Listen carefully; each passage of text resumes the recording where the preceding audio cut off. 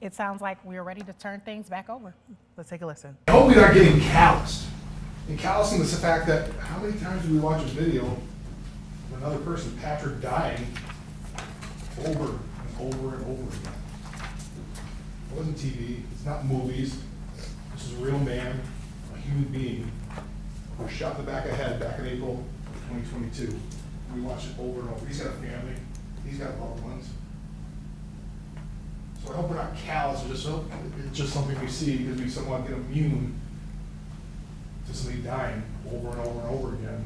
And we try and take a rational kind of look at it. And I think the other thing, when you look at it, it's a serious crime, but it's got one of the more simple elements, if you will. Because it boils down to just a few elements. There's a lot of other crimes you're not aware of, but elements are what we have to prove beyond a reasonable doubt. And so when it starts off, we talked about over and over again, this is the first element. Patrick died because of a gunshot wound to the head that the defendant did to him. And so that the other part is, yes, this is also about him, about what he did. Because Patrick is no saint. I'm not going to sit here and argue Patrick was a saint. He was drunk driving. He was resisting. He was driving without a driver's license. None of those are executable offenses. There are ways to deal with it. It's just because he committed a felony. He could commit 20 felonies. He could have had other felonies. It doesn't mean he deserved to die or he has to die. That's for juries. That's for other things down the road. The other thing is, yeah, I'm not going to sit here and say he's a horrible person. Yeah, he's got a great family. We heard about how he's an All-American, grew up in Grand Rapids. Yeah, that's wonderful. That's great. It's also fairly irrelevant. Because you don't compare, okay, one's good, one's bad, they'll just throw it up there.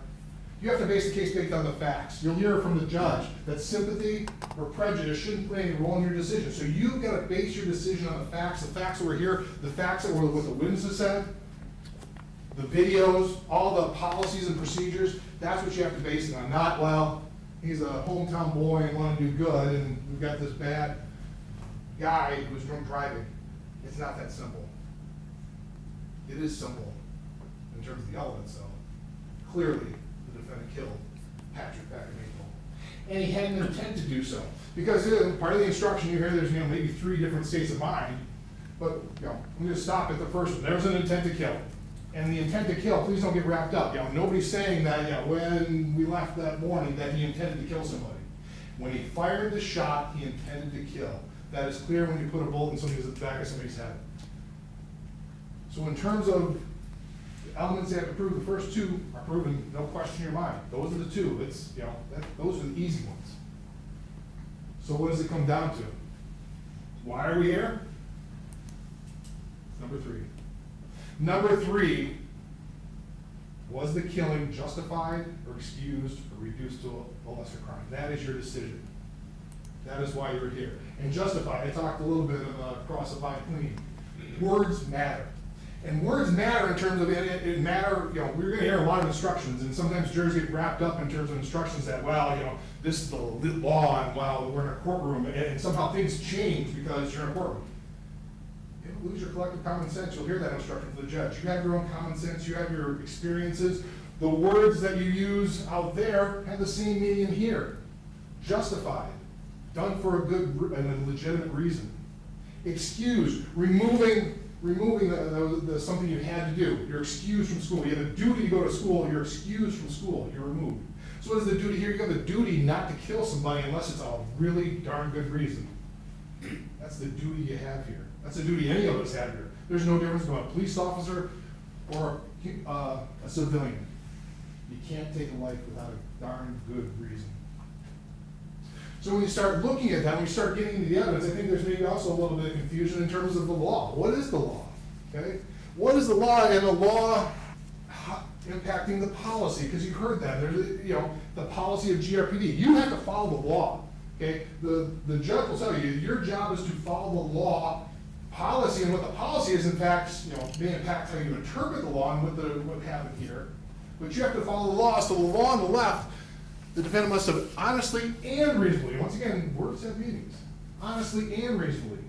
It can be 2 different things. You kind of think of the same thing, but you can have an honest belief, but it's not reasonable, right? There's a lot of people that believe, that have an honest belief, we never landed on the moon. It was a big hoax. Nobody landed on the moon. We made it up. There's a sound stage somewhere in California that we made up a moon landing. It's an honest belief. Is it reasonable? So a lot of what depends on is what is reasonable. And what is reasonable is also defined. And there's two, you'll see the same thing. You have the policy of GRPD is not vastly different from what the law is. You kind of take a look at the reasonable person under same or similar circumstances, looking at the totality of the circumstances, looking at everything that happened. What led up to that decision to fire that shot? You have to take in everything from the start to the finish. And it's got to be reasonable through the entire time. We've heard that testified to on a number of different occasions. So you have to, what is the reasonableness when you break it down? And once again, dealing with the facts of what was presented here today, or here this week, that the time you're paying attention to. Well, maybe putting it another way, it was reasonable to shoot Patrick because he had the taser, he was outnumbered and exhausted. That's really the justification, that's the excuse, okay? And that's an important thing because it's not that he pointed the taser. Nobody said that. The defendant took the stand, can't say that in a statement, never said he pointed the taser at me. He simply had the taser. That's it. The best we could get at was, well, maybe he was starting to turn and he thought he may be pointing at him. No evidence, never said he threatened it, said he was going to use it, that I was going to kill you, said anything like that. He simply had the taser as one of the justifications of why I had to shoot. And the other one is, he was exhausted and alone, outnumbered. So, kind of taking that second one, let's take a look at that second one going from that perspective. Okay, why? Why were we in that situation? Well, that goes back to the chase. There's no dispute that, the defendant had the absolute right to try and place him under arrest, okay? He was driving without a license. And that's the thing you have to look at it. At the time, he knew driving without a license and had a bad plate. Those are the only two reasons, okay? There's nothing else. Nothing else that the defendant knew at that point in time. So you have to take it at that point in time, that's what he knew. Didn't know about the drinking, that came up later. So at the time, he makes the decision to chase, and I'm not going to play the videos, we've seen it ad nauseum, and that's a great thing now. You can go back in the jury room and play those. You can look at whatever you want, you have the ability to replay it, take different looks at it, pick whatever thing you want. Please, take a look at it, go over it. You paid attention, but now you get to really talk about it. So the decision to chase happens, and he makes the tackle, okay? He makes the tackle on that, within a minute, that's when he's tired. He's exhausted and outnumbered. That's one of the first things he says in the statement. He's exhausted and outnumbered within a minute. Now, mind you, at 1 minute, this is one of the best fit officers in the Grand Rapids Police Department. And he's exhausted and tired within a minute? Well, apparently they should never chase anybody then, if that's the circumstances.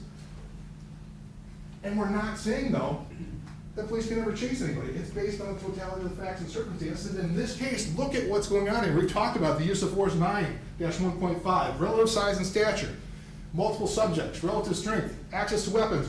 All those point against that decision. Because from the get-go, he knew he gets higher, he knew he was bigger. We heard from the testimony of Captain Cyber, we saw how he got jumped off, kind of moved when he spun.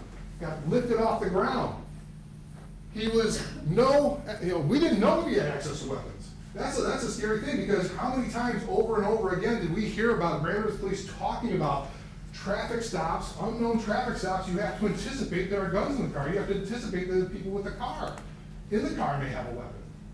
But we have a person flying off chasing, not knowing about the guns, not knowing about there's another person, knowing this person's bigger and stronger, and yet doing that. But then using it to turn around and saying, well, I'm outnumbered and I'm exhausted because I chased somebody. That's troubling.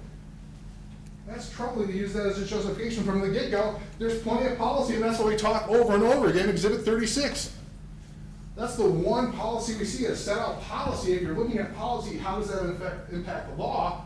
That policy says, hey, if somebody's armed and dangerous, you're perfectly fine in following behind, having a plan, not tackling. It's bad tactics to tackle.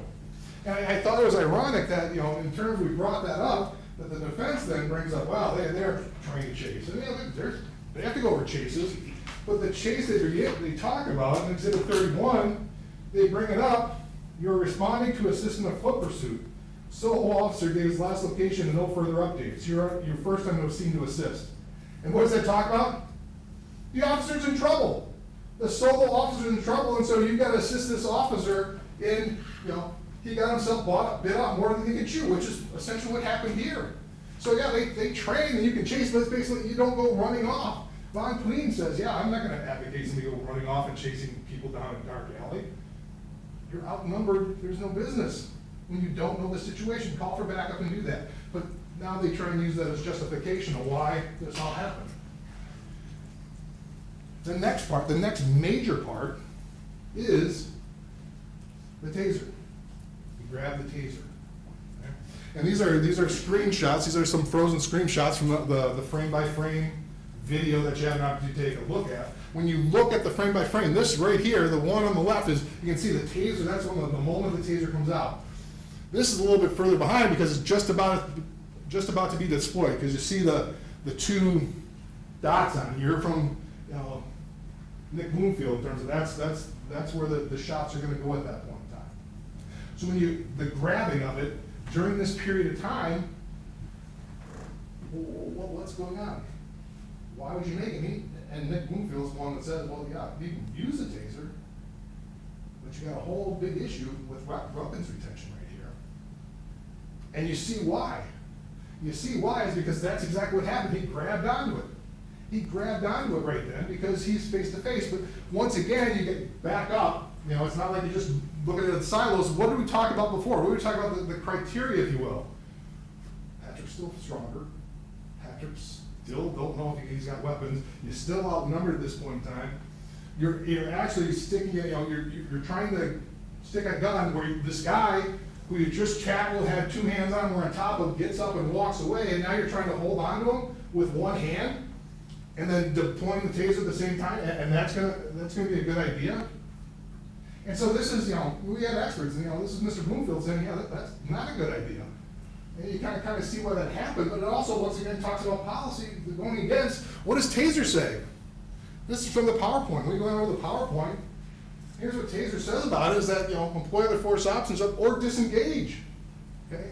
So, Patrick did a bunch of dumb, bad things, but that, the defendant did some things that led to this firing a shot, and he's using those as justifications. Well, this all happened, ergo, I get to use deadly force. And that's where you get into Professor Stoughton and Nick Bloomfield. They're the ones, they don't disagree with everything that happened here. Yeah, you can get pulled over. Yeah, he had a right to arrest. When in these certain critical areas, there are critical mistakes that occurred here that a reasonable officer, not using 2020, a reasonable officer wouldn't have made those same decisions.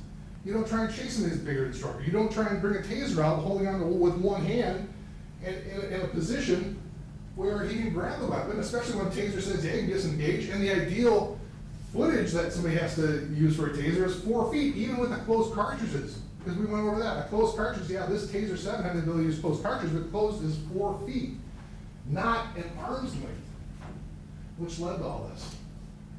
So looking at the totality of the circumstances, you justify, well, I used a taser, I chased somebody, so I had to use, and I shouldn't have, but I had to kill him then. That's essentially what they're arguing. So one of the things you also have to look at is the imminent threat analysis. And this is kind of interesting because one of the things you hear in terms of all the witnesses, the experts on both sides, Von Queen and Professor Stoughton on both sides, they kind of use the same analysis, right? They talked about this. The imminent threat means intent, opportunity. Okay? I think there's a motive. I think Von Queen had motive. There's a similar thing. So if you think about that, when does Patrick do an imminent threat? When does it happen? Once again, you just don't. Use the defendant's statement because okay, he didn't testify to this, but take a look at his statements. Those are exhibits 39, 38, 39. The last two things I just admitted. Because when you go back and I cross-examined on him in terms of what did he think was going on, what was going on at the time, Patrick's trying to get away because these are his statements. He began to walk away. He proceeded to turn away. He ran away from the stop. He would not comply with commands and continue. That's, I think, the last two are the key. Continue to move his arms and legs in an attempt to get away. From the get-go, all this time before the taser grab, he's got the idea, yeah, Patrick's trying to get away. That's the defendant's perspective. That's what he says in his statement back in April of 2022. Okay, Patrick's not threatening me. Patrick's not taking a swing at me. Patrick's trying to get away. That's the whole basis. Even when it comes to the taser. And that's the thing, that's the key moment, okay? That's maybe that's where okay, something more's happening here. He puts his hand on the taser. What is the defendant's impression? The defendant's impression is he moved it so he'd not be struck. And that also compares, when you think about, you start comparing, you compare the witnesses. What do the other witnesses say? What does Wayne Butler, the neighbor? Wayne says from the get-go, yeah, Patrick's trying to get away. Wayne says, yeah, he's trying not to get tased. That's the whole thing. That's not an expert. That's just a normal civilian. A neighbor sitting there watching everything. He's not trying to get tased. You can tell that. That's a lot of what Seth and Professor Stoughton and Nick talk about. There's an intent to flee. There's no intent to harm. There's no assault going on here. He's trying to get away. You don't get to shoot somebody because they're trying to get away. That's not a justification. That's not an excuse. That's what the law is. And that's what the impression of everybody here, including the defendant, because that's a statement. So when you start looking at it, has the ability to have an intent to do great bodily harm. That's the imminent threat analysis. When does that start? Was it here? Because once again, you get to look at the pictures now, because right here, clearly, that one on the far side, he's moving away from him.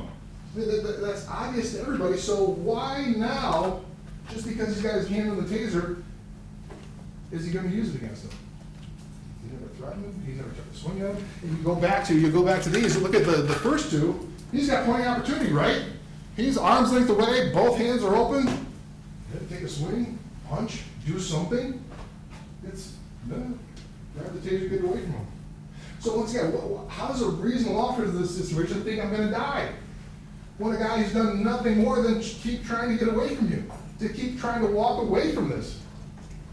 How does a reasonable officer get that out of this?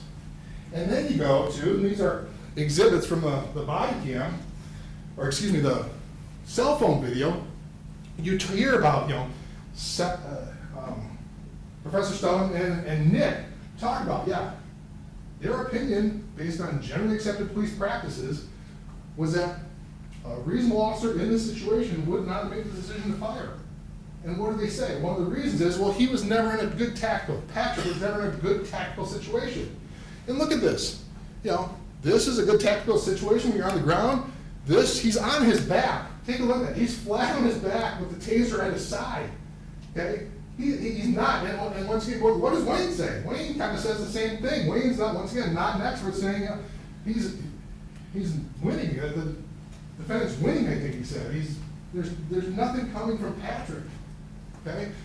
Right here, this is the one thing they point to. Right here, just before the shot was fired, his legs get lifted off. His legs get lifted off the ground, but within a little over 10 seconds, he's back on the ground. So you break it up. So until the taser's grabbed, we have the defendant saying, yep, he's trying to get away. What happened in the next minute, 10 seconds approximately, that would make a reasonable officer think he's going to die? What did Patrick do? What did he do? He grabbed on the taser. That's the sole justification. He grabbed on the taser. Didn't point, didn't threaten, didn't say anything else. Once again, didn't throw any punches, didn't do anything like that. So why is a reasonable officer going to think, and that's exactly what Professor Stoughton and Nick said, a reasonable officer wouldn't have come to that conclusion. Generally accepted police practices, and generally accepted police practices are Grand Rapids policy. Because we heard that from who? Captain Cyber and Captain Pierce, who basically said, we're CALEA certified. We're certified by CALEA. They give us, that's generally accepted police practices. That's, you have other agencies come in and take a look at things, and generally police practices, and that's what Professor Stoughton and Nick based their decision on, based their opinion on, when you take a look at all these facts and circumstances. Why would a reasonable officer think he's going to die when somebody's simply trying to get away, never in a tactical situation by their opinion, and as well as the civilian witness who saw it at the same time? So it also comes into this part. I'm trying to play it, hopefully it works as long as it never... Let go of the team! that ain't good, I can't talk to you. Because that was one of the bases. That was the basis of Nick Bloomfield said, well, the other thing on top of it, the taser couldn't, there was no neuromuscular incapacitation. That was not possible because right there, because that's the second. And Brian Childs says, yep, there's the second deployment. So it's been deployed twice. There was no probes that were going to fire out at that point in time. So he couldn't been incapacitated. Well, they call it, David Blake saying, what the heck's going on? And, we need to, he doesn't hear anything. There's tunnel vision. There's, he's going to skip things and miss things. And his explanation at this point in time is, well, he could have, been out of breath. Out of breath. I mean, listen to it and watch. Drop the tape, and then he moves it away as well. There's plenty of knowledge that he knew exactly what would happen, but you also take a look at everything else. And you look at everything else, what happened there, what else? All these other things that he heard through this entire incident. Take a look once again at his statement. He heard everything. He heard the neighbor coming out of the house at the beginning. That's when the fight's still on. He heard that he didn't hear him, but that's still hearing, other units were on the way. He could not hear sirens later on. After the taser struggle, he knew that there were no sirens coming, that other cars were approaching. So he heard everything, and suddenly there's just one thing he misses, and that's on top of all the other perceptions he was making at that point in time. He saw, this is, he testified, here, he saw the red on the taser on what was happening. So when you look at all that, he was aware of anything, so suddenly this one thing he missed, that he wasn't aware that that taser had been deployed twice, so there was no chance of neuromuscular incapacitation. You have to ask yourself that. How is that possible? One thing, you just missed one thing out of everything he perceived. He perceived at the moment he fired the shot, in his statement, he says, yep, I checked the background, there's nothing there. So it's not like he says, I don't remember what happened. He says, yep, I was checking everything, I saw everything, I heard everything through this entire incident. So there's knowledge there that the taser was not able to be fired that would cause NMI. And the fact that it suddenly maybe the NMI, that it could have caused pain, we heard over and over again. How many times did we hear from the various defense witnesses? Were you tased? Yeah, it was painful. It was painful as heck. It was, it was burning, it was, everything. Pain is not a reason to use deadly force. You can't use deadly force because you're going to be in pain. There's no instruction. You can use deadly force when you think you're going to be killed or you're going to be seriously injured. Pain is not part of that. Just because it's going to cause you a lot of pain. Burning the pain of 1,000 burning suns doesn't justify it. But they try and work that in now. And they try and add that in, and quite frankly, look at his statement. That was never the concern back when he wrote his statement back in April. The statement was he was afraid that he was going to get tased, there's going to be neuromuscular incapacitation, and then Patrick was going to grab his gun. It wasn't the taser that was causing the issue, it was the fact that he may get shot. So NMI said it, and some Patrick's going to grab his gun. Why would you think Patrick's going to grab his gun? Patrick never went for his gun. They testified, never touched his gun, never tried to go after his gun, never grabbed his gun. But that was the feeling at the time. Which also going into policy, if you're trying to determine what policies should have an impact, you heard over and over again, what was the policy in 2020? Exhaust all alternatives before firing. Now I thought that's kind of interesting in terms of what they talk about. They keep on saying, well, in terms of if you make the decision to use deadly force, does that mean you have to go back down? That's not nobody's arguing that. Like I said, it's, during one of the witnesses, if somebody comes out with a gun and points it at you, you don't have to try and use pressure points, right? Nobody's saying that. But when you're in terms of a struggle over that lasts a couple, 2-3 minutes, yeah, you got to try something else. Then what do we have here? We have arm strike, one arm strike, a bunch of knee strikes, taser gun. What does JRPD teach on this? Why are we going over that? 4 hours, they're recertified. That's where you take a look at the exhibits, all the training records. They are taught for every year, going over all the pressure points, all the different stuns, all the different strikes, all the different things that are used to try and get control over a person who's not willing to be arrested. You don't need to use all this stuff. You don't need to do stuns and takedowns and pressure points. You don't need to grab somebody by the side of the jaw if they're compliant, right? You only do that is when they're not compliant. None of them are used. Zero. Not one. So what is the purpose of this policy that says exhaust reasonable alternatives when nothing happens? They don't use it, it's ignored, doesn't even try. Arm strike, kick, taser gun. That's all we have here. And then that's part of the policy we talk about, require a warning shot. Now they say, well, it doesn't make a whole lot of sense that maybe stop is enough. Maybe stop is, we don't say stop or shoot, but there's some sort of warning, so we kept on saying drop the taser, that's enough. That scene doesn't, that once again flies in the face of the policy that says is a warning shot must be given, or a warning shot, warning must be given before firing the shot after you exhaust all reasonable alternatives. None of them were exhausted, there was no early warning.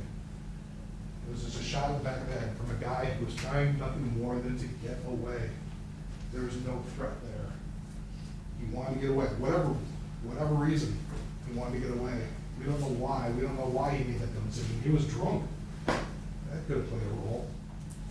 But that didn't mean he should die on that day. So when you look at it, a lot of what we are basing on, yeah, it's two experts. Our two experts, Professor Stott and Nick Bloomfield. And they based it on generally accepted police practices. What would reasonable officers do under this situation? And when you look at it, they take a look at the whole thing, as you look at it, there's, I think Professor Stone said, yeah, there's an imminent threat. A reasonable officer would think there's an imminent threat of somebody trying to get away, but that's very different than an imminent threat of somebody trying to kill or hurt or injure somebody. Those are two different things. And once again, that's also backed up when the one civilian who really saw everything here, Wayne Butler, he kind of said the same thing. There was no evidence that Patrick was trying to hurt or do anything. He was trying to get away.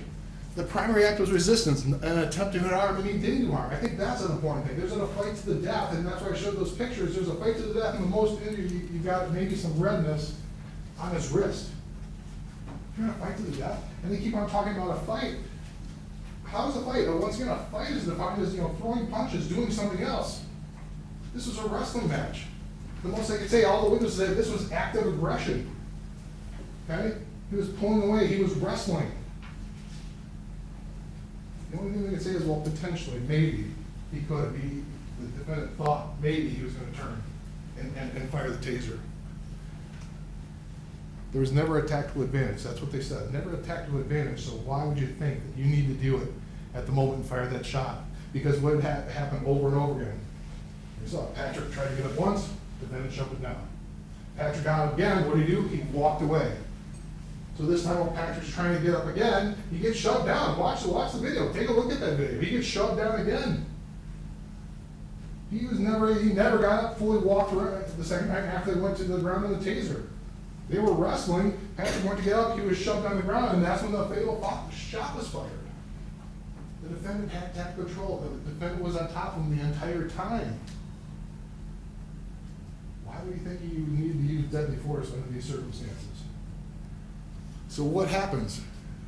If it's not reasonable, it's not lawful self-defense. That's the only thing that justifies it. That's the only way we get out of here without a verdict of guilty under these situations.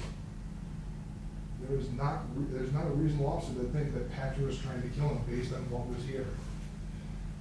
So what does that mean? The defendant's guilty. This was a traffic stop. At the time the defendant knew what was going on. It was for a bad plate and no driver's license. What out of all this made him think he was going to die? He had his taser? That's not enough. He was tired? Yeah, he was tired. That would be great. You don't need to beat over the head that he was tired. He was tired because he put himself in that situation. There was no reasonable officer that would think he was going to die based on the facts and circumstances here. So the verdict must be